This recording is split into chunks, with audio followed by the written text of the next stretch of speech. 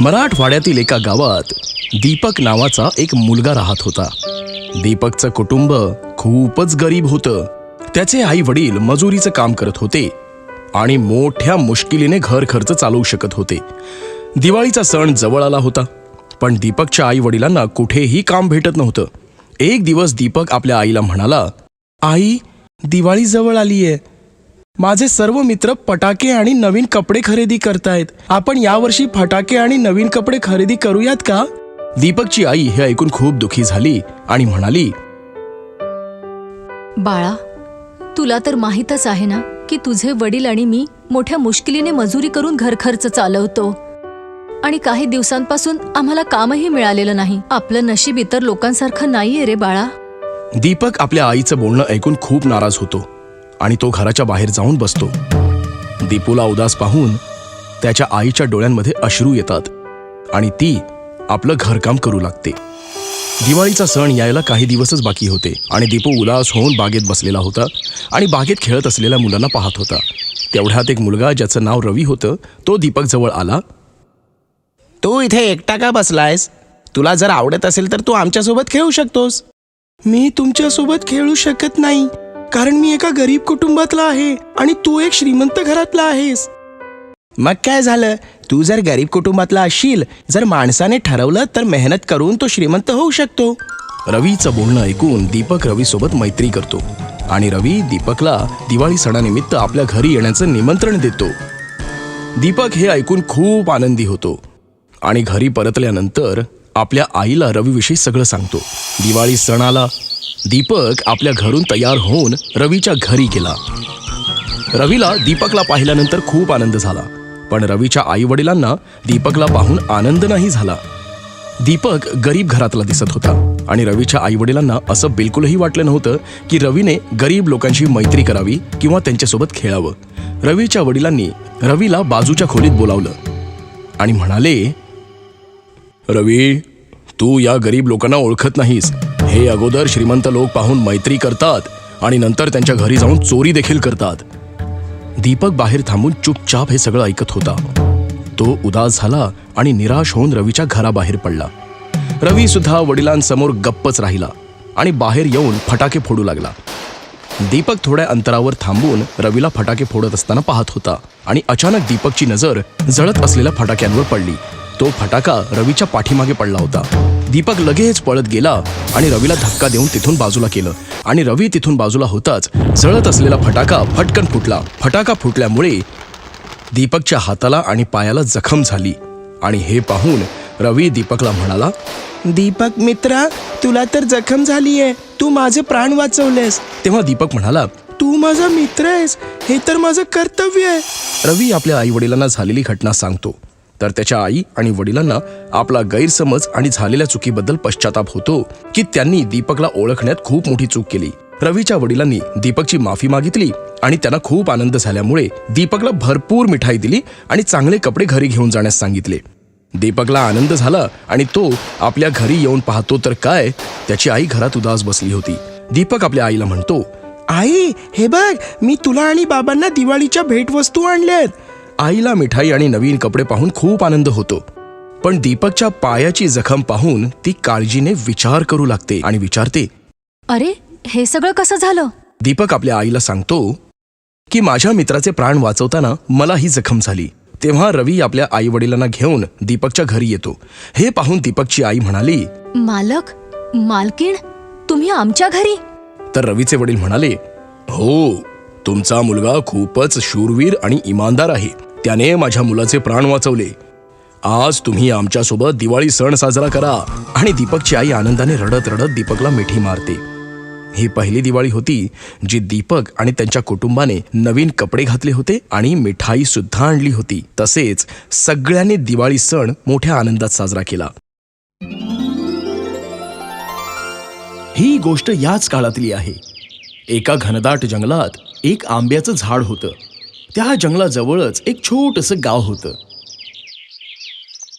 त्याच गावातला एक मुलगा रामू जंगलात जाऊन आंब्याच्या झाडाखाली रोज खेळत असे.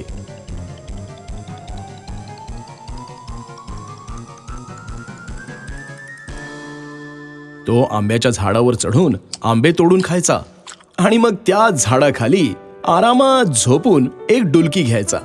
रामूला आंब्याच्या झाडासोबत खेळताना आनंद व्हायचा, तर त्या झाडाला सुद्धा आनंद वाटायचा.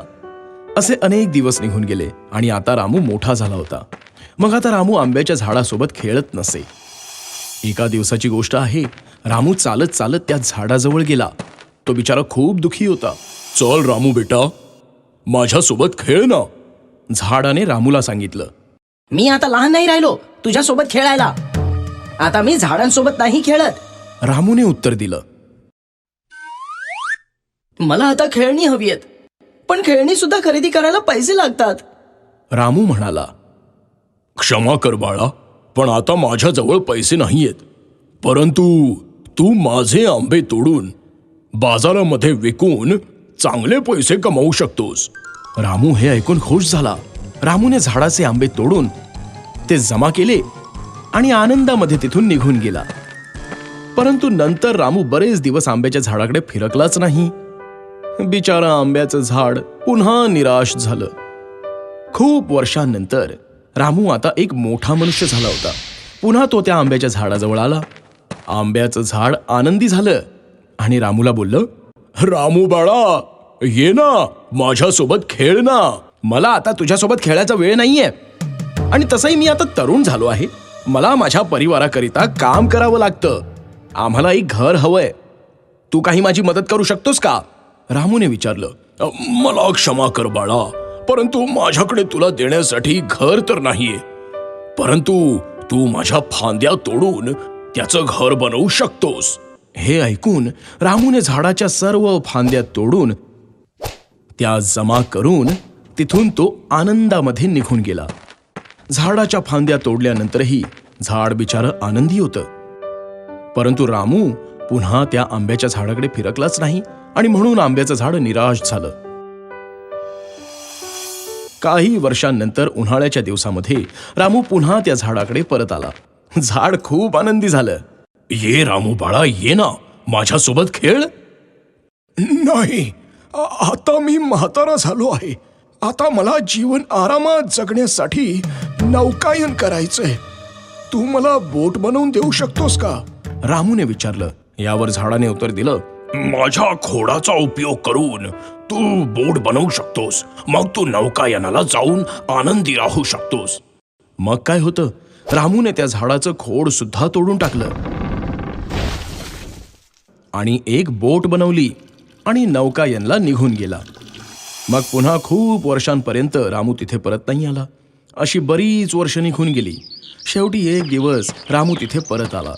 रामूला बघून झाड म्हणालं, मला क्षमा कर बाळा, तुला देण्यासाठी आता माझ्याजवळ काहीच उरलेलं नाही. आंबे तर केव्हा संपले. रामू म्हणाला, काही हरकत नाही. आता तर माझे दातही नाही राहिले तुझे आंबे खाण्यासाठी. झाड म्हणालं, तुला खेळण्यासाठी आता फांद्या सुद्धा राहिल्या नाहीत. पण मी सुद्धा आता खूप म्हातारा झालोय. मला झाडावर चढता येणार नाही. रामूने सांगितलं. झाड यावर म्हणालं, माझ्याजवळ खरंच तुला देण्यासाठी काहीच उरलं नाहीये बाळा. फक्त ह्या वाळलेल्या मुळ्या आहेत माझ्याकडे. आणि आंब्याचं झाड रडू लागलं. आता मला कशाचीही गरज नाहीये. मी खूप थकलोय. मला फक्त आराम हवा आहे. रामू म्हणाला. झाड म्हणालं, मग ठीक आहे बाळा, माझी ही मुळं आराम करण्यासाठी सर्वात चांगली जागा आहे. ये बाळा, माझ्या जवळ ये आणि आराम कर. रामू खाली बसला. झाड आनंदी झालं आणि रडू लागलं.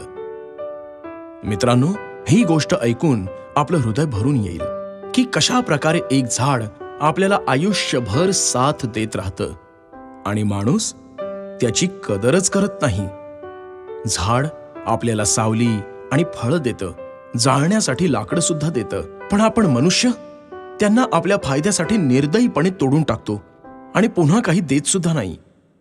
मित्रांनो, तुम्हाला विनंती आहे की जर आपण झाड लावू शकत नसाल तर किमान त्यांना तोडू तरी नका. धन्यवाद.